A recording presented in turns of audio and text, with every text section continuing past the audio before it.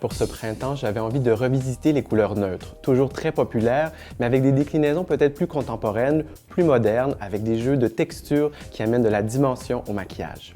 Les étapes pour réaliser ce look sont très simples. On commence par le teint qui sera réchauffé à l'aide d'une poudre bronzante qui sera appliquée principalement sur les axes les plus saillants du visage, le front, le nez, les pommettes, le menton. Ensuite, on entre dans le vif du sujet avec le sourcil qui va être étoffé par un astucieux produit avec un embout mascara qui donne un peu plus de volume et un embout illuminateur qui va tout simplement définir leur forme. Pour les paupières, c'est très simple. Il suffit d'illuminer et d'uniformiser sa couleur en choisissant une des teintes qu'offre la palette de 12 couleurs. Par la suite, on va définir l'arcade de la paupière avec une teinte un peu plus foncée. Ce qui peut être une alternative au crayon et au eyeliner, ce serait d'utiliser une teinte plus sombre de fard à paupières. Aidé du pinceau eyeliner qui est fin et biseauté, il s'agit de remplir les espaces entre chacun des cils. La forme des yeux sera définie davantage, mais avec une certaine subtilité.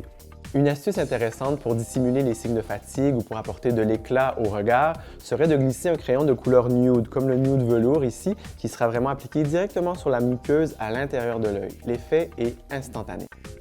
La dernière étape du maquillage des yeux s'avère l'application du mascara, une formule ici plutôt volumisante et allongeante puisque le reste du maquillage est très sobre. Après les yeux viennent les lèvres, qui sont parfois asymétriques. Une astuce serait de retracer finalement leur forme à l'aide d'un crayon contour des lèvres.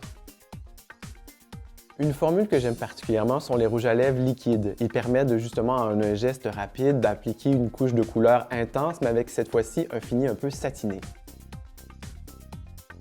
Vous remarquerez que le fard à joues est appliqué une fois le maquillage des lèvres terminé. Cette astuce vous permet d'utiliser la bonne quantité de produit.